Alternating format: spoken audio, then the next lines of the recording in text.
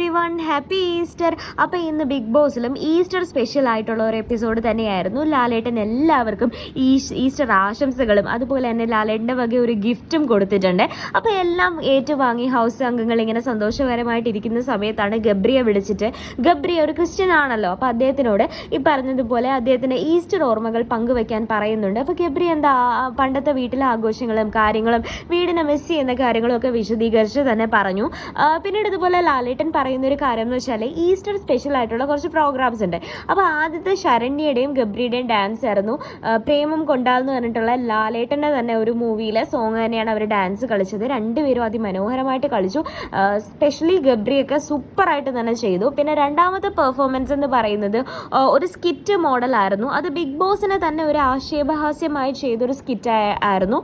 ശ്രീതു ഒക്കെയാണ് അതിനകത്ത് പാർട്ടിസിപ്പേറ്റ് ചെയ്തത്. യമുന റാണിയൊക്കെ അവരാണ് പാർട്ടിസിപ്പേറ്റ് ചെയ്തത്. അപ്പോൾ ആ ഒരു സ്കിറ്റ് എനിക്ക് അത്ര അങ്ങോട്ട് ഇഷ്ടപ്പെട്ടില്ല. പക്ഷേ ലാലേട്ടൻ അതിനെ നല്ലതായിട്ട് അപ്രീഷിയേറ്റ് ചെയ്തതാണ് കാണാൻ സാധിച്ചത്.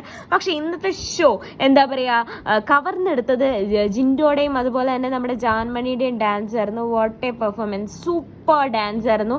ലാലേട്ടൻ്റെ തന്നെ ഒരു മൂവിയിലെ ഒരു പാട്ട് തന്നെയായിരുന്നു അവർ ഡാൻസ് കളിച്ചത്.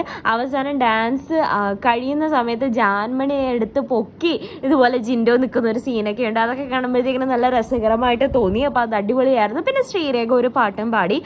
അതോടെ തന്നെ ഈസ്റ്റർ ആഘോഷങ്ങൾ അവിടെ വൈൻഡപ്പ് ചെയ്യാണ്. ഈസ്റ്റർ ആഘോഷങ്ങൾക്ക് ശേഷം പിന്നെ ഹൗസിലെ ഓരോ വിശേഷങ്ങളിലേക്ക് കടക്കുന്നുണ്ട്. അപ്പോൾ ഇതുപോലെ ലാലേട്ടൻ ചോദിക്കുകയാണ്, അപ്പോൾ ഈസ്റ്ററൊക്കെ കഴിഞ്ഞു കഴിഞ്ഞു, അപ്പോൾ ഇനി എനിക്ക് ഹൗസിൻ്റെ കാര്യങ്ങളാണ് അന്വേഷിക്കാനുള്ളത്. അപ്പോൾ ആദ്യമായിട്ട് തന്നെ എല്ലാ ഹൗസ് മെമ്പേഴ്സും വന്നിട്ട് ഓരോരുത്തരെ നിങ്ങൾക്ക് ഇഷ്ടമല്ലാത്ത ഒരാളുടെ പേരും പറയണം, അല്ലെങ്കിൽ അവരെ അവർക്കൊരു ശിക്ഷയും ഈ പറഞ്ഞ ഒരു ബോക്സ് ഉണ്ടാവും. ആ ബോക്സിൽ നിന്നൊരു ശിക്ഷ എടുത്തിട്ട് കൊടുക്കണം എന്ന് പറയും. അപ്പോൾ ആദ്യം തന്നെ ശിക്ഷ കിട്ടുന്നത് നമ്മുടെ ശ്രീരേഖ ജിൻഡോയെ കുറിച്ചൊരു കംപ്ലൈൻറ്റ് പറയുന്നുണ്ട്. കാര്യം എന്താണെന്ന് വെച്ച് കഴിഞ്ഞാൽ കഴിഞ്ഞ ദിവസം ലൈവിൽ നമ്മൾ കണ്ടതായിരുന്നു ജിൻഡോ ആണെന്നുണ്ടെങ്കിൽ സ്പ്രേ അടിച്ചത് ശ്രീരേഖനെ. അങ്ങനെ ശ്രീരേഖയ്ക്ക് ചൊറിയൊക്കെ വന്ന് ജിൻഡോനെ കുറേ നേരം ശപിച്ചുകൊണ്ട് നടക്കുന്നതൊക്കെ കണ്ടായിരുന്നു. അപ്പോൾ ഈ പുള്ളിക്കാരൻ പറഞ്ഞത് അപ്പോൾ ജിൻഡോയ്ക്ക് ഒരു പണിഷ്മെൻറ്റ് കൊടുക്കണമെന്നായിരുന്നു. അപ്പോൾ രസകരമായ ഒരു പണിഷ്മെൻറ്റ് തന്നെയാണ് ശ്രീരേഖ കൊടുത്തത്. ജിൻഡോ തവളച്ചാട്ടം കാണിക്കണം എന്ന് പറഞ്ഞു. അങ്ങനെ ജിൻഡോ ആ ഒരു സ്റ്റേജ് മുഴുവൻ തവളച്ചാട്ടം കാണിക്കുകയാണ്. അപ്പോൾ ഇതുപോലെ ലാലേട്ടൻ പറയുന്നുണ്ട്, ഈ പവർ ടീം ആണെങ്കിൽ പലപ്പോഴും ശിക്ഷകൾ കൊടുക്കുന്ന കണ്ടിട്ടുണ്ട്, പാത്രം കഴുകുക, അത് ചെയ്യുക, ഇത് ചെയ്യുക. പക്ഷേ ഇതുപോലത്തെ രസകരമായ പണിഷ്മെൻറ്റ്സ് ആണ് കൊടുക്കേണ്ടത് എന്നിങ്ങനെ പറയുകയാണ്. പിന്നീട് ഇതുപോലെ എല്ലാവരും ആ ബൗളിനകത്തുള്ള ഓരോരോ സാധനങ്ങൾ എടുത്തിട്ട് ഇതുപോലെ ഓരോരോ പണിഷ്മെന്റ് കൊടുക്കുന്നുണ്ട്. ആദ്യം തന്നെ ജാസ്മിൻ നോറേനെയാണ് വിളിക്കുന്നത്. കാര്യം എന്ന് പറഞ്ഞു കഴിഞ്ഞാൽ നോറ എന്തോ പേഴ്സണൽ ഗ്രഡ്ജ് വെച്ചാണ് ജാസ്മിനോട് സംസാരിക്കുകയോ ഇടപഴകുകയൊക്കെ ചെയ്യുന്നത് എന്നായിരുന്നു ഈ പറഞ്ഞ ജാസ്മിൻ്റെ വാദം. അപ്പം നോറയ്ക്ക് കിട്ടിയ ഒരു പണിഷ്മെന്റ് എന്ന് പറഞ്ഞു കഴിഞ്ഞാൽ ജാസ്മിൻ എന്ത് പറഞ്ഞാലും ചിരിച്ചുകൊണ്ട് അല്ലെങ്കിൽ അട്ടഹസിച്ചുകൊണ്ട് മാത്രം മറുപടി കൊടുക്കണം എന്നതായിരുന്നു ഈ പറഞ്ഞ ആ ഒരു പണിഷ്മെൻ്റ് എന്നുള്ളത്. അപ്പോൾ ഇതുപോലെ ജാസ്മിൻ ഓരോ കാര്യങ്ങൾ പറയുന്നതും പോലെ ഒപ്പം തന്നെ ഈ പറഞ്ഞ നോറയാണെങ്കിൽ ഭയങ്കര രസകരമായിട്ട് തന്നെ ആ ഒരു പണിഷ്മെൻറ്റ് അടിപൊളിയായിട്ട് ജാസ്മിനെ കളിയാക്കിക്കൊണ്ട് തന്നെ ചെയ്തു. അങ്ങനെ അപ്സരയ്ക്ക് പിന്നീട് ഒരു പണിഷ്മെൻറ്റ് കിട്ടി. അപ്സരയ്ക്ക് കിട്ടിയ പണിഷ്മെൻറ്റ് എന്താണെന്ന് പറഞ്ഞു കഴിഞ്ഞാൽ എന്ത് ചോദ്യം പറഞ്ഞാലും അത് ജിൻഡോ ആയിരിക്കും പറയുന്നത്. അപ്പോൾ എന്ത് പറഞ്ഞാലും അതിന് പകരമായിട്ട് ഒരു പഴഞ്ചൊല്ല് പറയണം എന്നായിരുന്നു. അപ്സര അതിൽ അടിപൊളിയായിട്ട് കഴിവ് തെളിയിച്ചൊരു വ്യക്തി ആയതുകൊണ്ട് തന്നെ മനോഹരമായി ആ ഒരു ഇത് ചെയ്തു തീർക്കാൻ പറ്റി. അങ്ങനെ എല്ലാവരും അവരവർക്ക് കിട്ടിയ പണിഷ്മെന്റ്സ് നല്ല മനോഹരമായിട്ട് തന്നെ ചെയ്തു.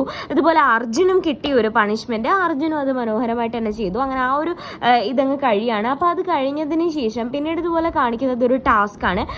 ടാസ്ക് എന്താണെന്ന് വെച്ചാൽ അവർ ബിസ്ക്കറ്റ് കഴിക്കുക. അപ്പോൾ ബിസ്ക്കറ്റ് കഴിച്ചിട്ട് എന്താ പറയുക, ബിസ്ക്കറ്റ് ഇങ്ങനെ ഉരുട്ടിയാണെന്നുണ്ടെങ്കിൽ ഒരു ടേബിൾ വഴി ഇരിക്കുന്ന ഗ്ലാസ്സിൽ പല പല ഫ്ലേവേഴ്സിൽ ഇപ്പം മുളകോ അല്ലെങ്കിൽ നാരങ്ങ വെള്ളം അങ്ങനെ പല പല ഫ്ലേവേഴ്സ് ഉള്ള ഗ്ലാസ് ഉണ്ടാവും. അതിനകത്തൊരു ബിസ്ക്കറ്റ് ഈ ടേബിൾ വഴി ഉരുട്ടിയിട്ട് ആ ഗ്ലാസ്സിൽ ഏത് പോയിന്റുള്ള ടേബിളിലാണോ വീഴുന്ന അതിനകത്തുനിന്ന് ബിസ്ക്കറ്റ് എടുത്ത് കഴിക്കുക എന്നുള്ളൊരു ടാസ്ക് ആയിരുന്നു.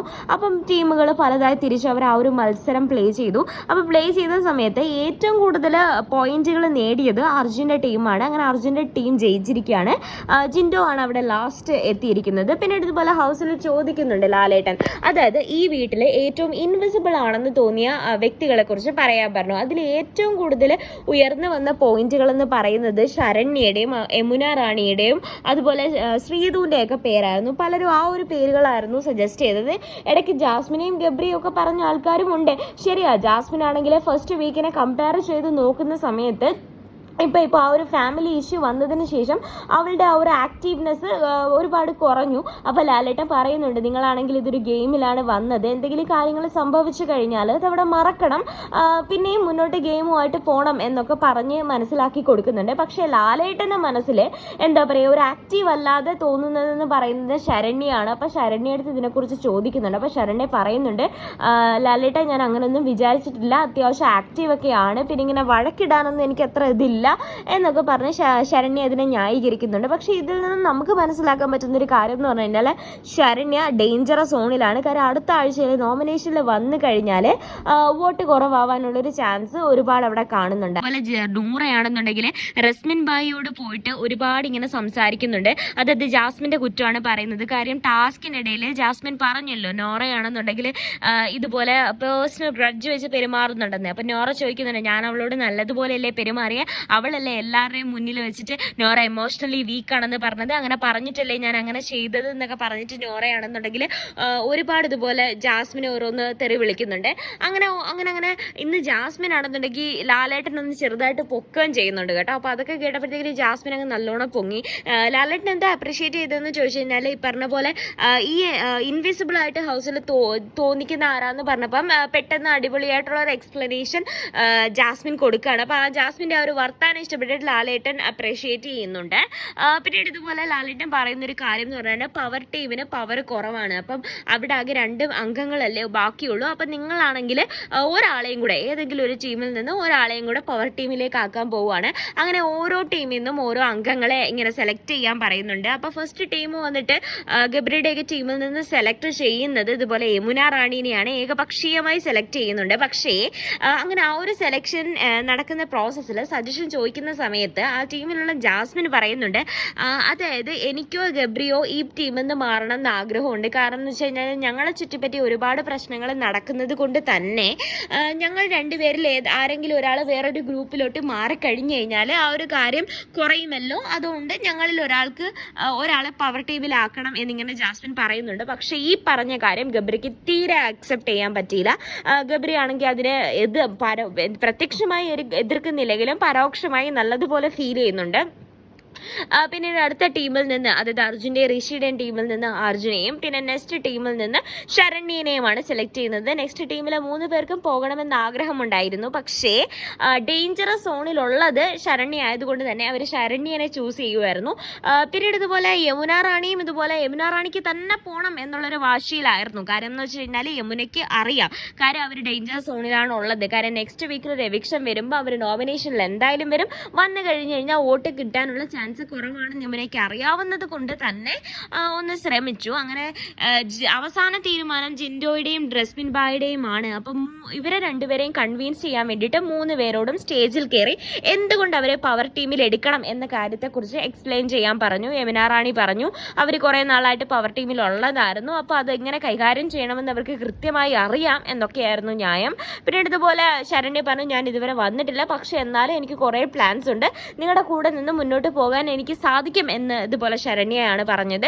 പിന്നെ അർജുൻ ഓൾറെഡി പറയാണ്, ഞാൻ എന്തായാലും അടിപൊളിയാണെന്ന് എല്ലാവർക്കും അറിയാം, കാര്യം വന്ന ഫസ്റ്റ് വീക്കിൽ തന്നെ ഞാൻ ക്യാപ്റ്റനായി. അതുകൂടാതെ തന്നെ സെക്കൻഡ് വീക്കിൽ കുറച്ച് ആക്റ്റീവ് ആയിരുന്നെങ്കിലും ഇപ്പം ഞാൻ ഉയർന്നു വരുന്നുണ്ടെന്ന് എല്ലാവരും പറയുന്നുണ്ട്, അതുകൊണ്ട് എന്നെ ചൂസ് ചെയ്യണമെന്ന് ഇതുപോലെ അർജുനും പറയുന്നു. പക്ഷെ പേഴ്സണലി ഋഷിക്ക് അർജുനാണെങ്കിൽ മറ്റൊരു ഗ്രൂപ്പിലോട്ട് പോകുന്നതിനോട് വലിയ താല്പര്യമില്ലായിരുന്നു. കാര്യം അവരാണെങ്കിൽ ഭയങ്കര ക്ലോസ് ഫ്രണ്ട്സ് ആണല്ലോ. അപ്പോൾ ഒരു ക്ലോസ് ഫ്രണ്ട് വന്നിട്ട് മറ്റൊരു ഗ്രൂപ്പിലേക്ക് പോകുന്നതിനെ കുറിച്ച് ഋഷിക്ക് ചിന്തിക്കാൻ പറ്റുന്നില്ലായിരുന്നു. അപ്പം അങ്ങനെ ആ ഒരു കഴിഞ്ഞിട്ട് ഇതുപോലെ ജിൻറ്റോയും അതുപോലെ റസ്മിൻ ഭായിയും 2 പേരും കൂടി ഡിസ്കസ് ചെയ്യാണ്, ആരെ ചൂസ് ചെയ്യണം എന്നുള്ള കാര്യം ഡിസ്കസ് ചെയ്യണം. അപ്പോൾ ഡിസ്കഷനിൽ ഇങ്ങനെ അവസാനം അവർ തീരുമാനിക്കുന്ന ഒരു പേരെന്ന് പറയുന്നത് അർജുൻ്റെ ആയിരിക്കും. കാര്യം എന്ന് പറഞ്ഞു കഴിഞ്ഞാൽ അർജുനാണെങ്കിൽ ഒന്നാമത്തെ കാര്യം എന്തെങ്കിലും ഫിസിക്കൽ ടാസ്ക് ഒക്കെ വന്നു കഴിഞ്ഞാൽ നല്ലതുപോലെ ചെയ്യും. അതുപോലെ എന്ത് കാര്യങ്ങൾ ഹൗസിൽ പറഞ്ഞാലും അല്ലെങ്കിൽ ഈ പവർ ടീം അംഗങ്ങൾ പറഞ്ഞാലും അതിനൊക്കെ ഒരു നല്ല നേതൃത്വം കൊടുക്കാനും ബാക്കിയുള്ളവരെ കൺട്രോൾ ചെയ്യാനും ഒക്കെ അർജുനൊരു കഴിവുള്ളത് കൊണ്ട് അവർ 2 പേരും ഓപ്പണായിട്ട് തന്നെ അർജുനെ സെലക്ട് ചെയ്യാനും അപ്പോൾ അതോടെ പവർ ടീമിന് ഒരു കരുത്തുമായി. ഇതോടെ ലാലേട്ടൻ എന്താ പറയുക, ഈസ്റ്ററിന് എല്ലാവരും വിഷൊക്കെ ചെയ്ത് ആ ഒരു എപ്പിസോഡ് അങ്ങ് വൈൻഡ് അപ്പ് ചെയ്യുകയാണ്. അപ്പം ലാലേട്ടൻ യാത്രയൊക്കെ പറഞ്ഞ് എപ്പിസോഡിൽ നിന്ന് മടങ്ങി. പിന്നീട് ഇതുപോലെ കാണാൻ സാധിച്ചത് എന്താണെന്ന് വെച്ചാൽ എല്ലാവരും ഭക്ഷണം കഴിക്കാൻ റെഡിയായിട്ട് ഇരിക്കുമായിരിക്കും. ബിഗ് ബോസിൻ്റെ വക ഒരുപാട് നല്ല ഭക്ഷണങ്ങൾ കിട്ടിയായിരുന്നു. പക്ഷേ ഗബ്രി ആണെങ്കിൽ ഭക്ഷണം കഴിക്കാൻ കൂട്ടാക്കുന്നില്ല. ഭക്ഷണം കഴിക്കാൻ കൂട്ടാക്കാത്തതിന് കാരണം എന്താണെന്ന് വെച്ചാൽ, അതായത് നേരത്തെ എപ്പിസോഡ് നടന്ന സമയത്ത് ജാസ്മിൻ ആണെങ്കിൽ ടീമിൽ നിന്ന് പോകണം, അല്ലെങ്കിൽ ഗബ്രിയെ മാറ്റണം എന്നൊരു വാദം പറഞ്ഞിരുന്നല്ലോ. അത് ഗബ്രിക്ക് ഇഷ്ടമായില്ലെന്നും ഞാൻ പറഞ്ഞു. അപ്പൊ അത് തന്നെയാണ് പ്രശ്നം. ജാസ്മിൻ അങ്ങനെ പറഞ്ഞത് ഗബ്രിക്ക് ഒരുപാട് ഹേർട്ടായി. ശരിക്കും പറഞ്ഞു കഴിഞ്ഞാല് ജാസ്മിൻ അങ്ങനെ പറഞ്ഞത് ഒരു ശരിയായ കാര്യമായിട്ടാണ് എനിക്കും തോന്നിയത്. ഗബ്രിക്ക് അത് അത്രയ്ക്ക് ഫീൽ ചെയ്യണമെങ്കിൽ ശരിക്കും ഗബ്രിക്ക് ഇനി പേഴ്സണലി എന്തെങ്കിലും ഒരു ഫീലിങ്സ് ജാസ്മിനോടുണ്ടോ അറിയില്ല. അപ്പൊ എന്ത് തന്നെ ആയാലും ഇന്നത്തെ എപ്പിസോഡ് ഇവിടെ വൈൻഡപ്പ് ചെയ്യാണ്. അപ്പൊ നാളെ മുതൽ ലൈവിന്റെ റിവ്യൂവും കാര്യങ്ങളും ഒക്കെ കാണാൻ വേണ്ടിയിട്ട് എന്റെ ചാനൽ സബ്സ്ക്രൈബ് ചെയ്ത് എല്ലാ എപ്പിസോഡും കാണാം. Thank you, bye bye.